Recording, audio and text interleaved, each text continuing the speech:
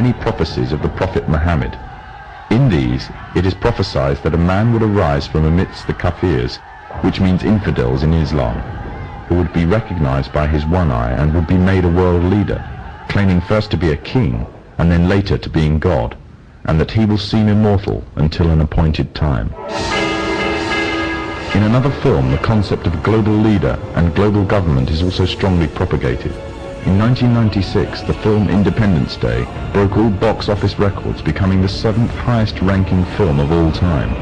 It entranced audiences around the world with a fictional story of an alien invasion on Earth. However, deep within the film's subliminal messages can be found, indicating the Freemasonic presence and the Freemasonic agenda. In the film, there is a military base known as Area 51. It is from here that the military offensive is launched, on which the salvation of the whole world and the future of its inhabitants depends. The entrance to this installation is a pyramid, on which is engraved the symbol of the one eye.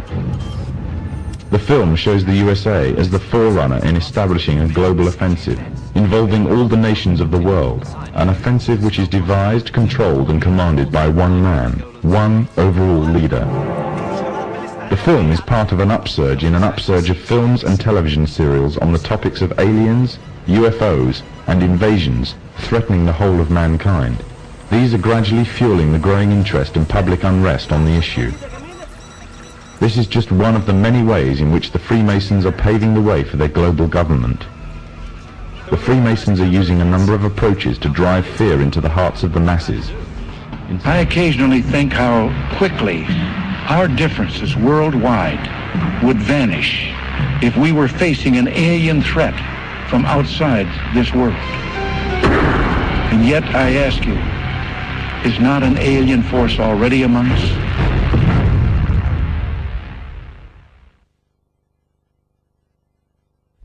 Other tactics that the Masons are using in order to bring about a one-world government and the need for a global security force controlled by them is to allow crime rates to soar, thus creating fear for personal and national security. The drugs industry, according to official estimates, is in terms of monetary value one of the largest industries in the world. The countries of the world are currently involved in trying to solve this problem on a national and international scale. The United States, for example, has a huge and growing drugs problem, the direct result of which has been soaring crime rates, which continue to increase at an alarming rate. Backed by the growing levels of public demand for tougher action, the government has justification to use heavy-handed, overt and covert operations to combat the drugs problem and satisfy public opinion. However, certain disturbing facts about the American drugs war throw a shadow of doubt upon its credibility and the motives of the government. It is commonly believed that during the 1960s, J. Edgar Hoover, the then chairman of the FBI, allowed the drugs trade to flourish within the African American community in an attempt to undermine the black community's uprising within American society. During the 1980s, with the threat of communism taking over Central America, money was urgently required to finance the rebellion movement against communism, and to raise this, the CIA allowed drugs to be traded into America. Revelations by the American Senator, Jack Bloom, who was part of an investigatory committee into the matter, confirms this. The pathetic justification given by the FBI for using drugs to subdue the African American community in the 1960s was that the black uprising was in actual fact a communist attempt to undermine America's involvement in Vietnam. During the Contra Wars in the 1980s, the scapegoats used to justify the flow of drugs into America were once again the communists.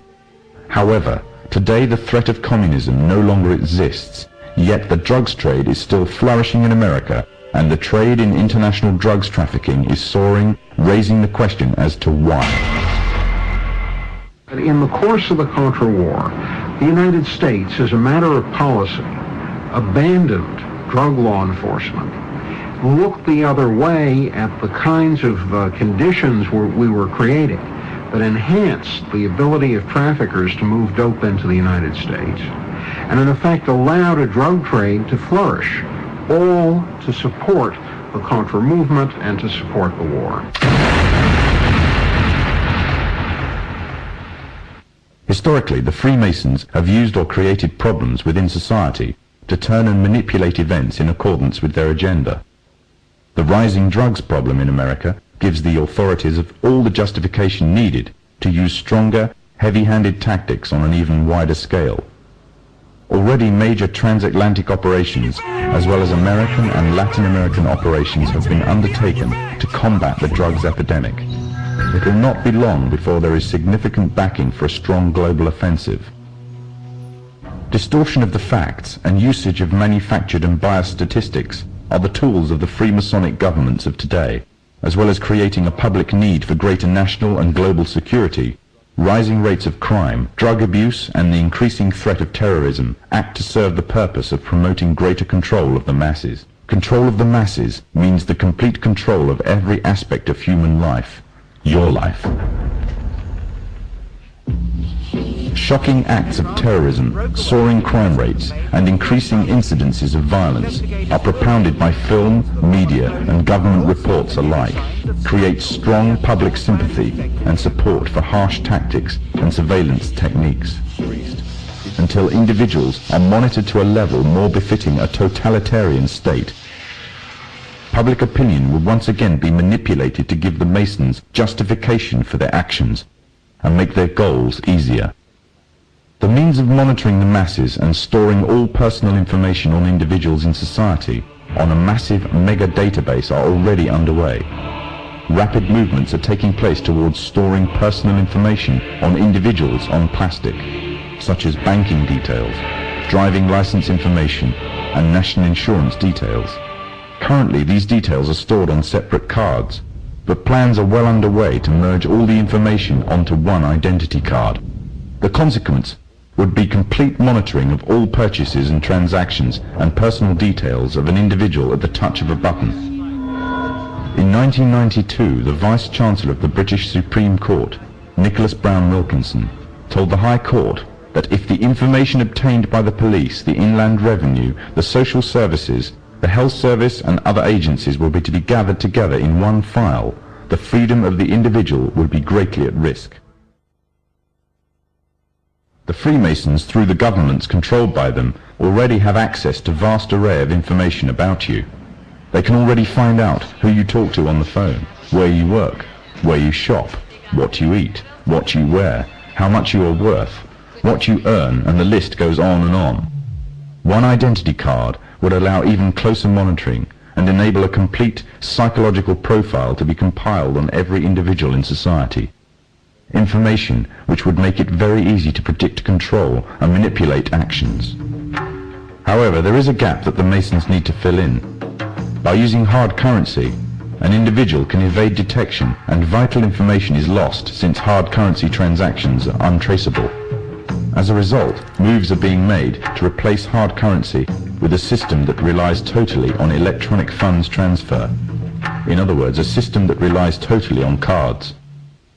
Trails in Swindon have heralded the first signs of a move towards the introduction of smart cards and electronic money on a national scale in the UK. The Mondex scheme is pioneered by NatWest and Midland Banks and British Telecom. Inside a smart card is a microchip which calculates every single transaction, not only financial transactions, but records every single thing for which it is used. It can serve as a credit card, a building society passbook, library card, travel card, phone card, and quite possibly an identity card. Although an identity card would reveal much detail, it would not be able to locate any one person precisely at any given instant time. This would require some sort of tracking device that could be put on and detected wherever that person may be on the globe. The tracking device would be an all-purpose microchipped identification device, or an electronic implant placed under the skin. These implants could then send off a signal which could then be picked up by satellite in low Earth orbit, locating and identifying the subject. Although this may sound like the works of fiction, it is, however, already well on its way to becoming reality. There are already approximately 48 global positioning satellites in orbit that are in use by the United States and her allies. These satellites can act upon incoming signals and pass down accurate information to the source of the signal about its location. At present, the source of the signals are devices that are attached to tanks, battleships, aircraft, or handheld instruments for accurate navigation purposes. The next step would be to introduce the device that creates the source signal on every individual. Currently, one form of device that has been created specifically as a signal source for the satellites is the electronic tag. Already a scheme using such tags on individuals is in operation in the UK. The justification used is that it is necessary to curb the growth in the population of the already overflowing prisons. The tag fits securely around the offender's wrists and can be monitored to see if the offenders are violating curfew regulations. Pilot tagging schemes are already in operation in Greater Manchester, Berkshire and Norfolk, with plans for expansion in other countries in the coming year. The Freemasons' plan for complete global control by one governmental body means that they must pave the way for complete global economic union, complete global legislatory and political union, and complete global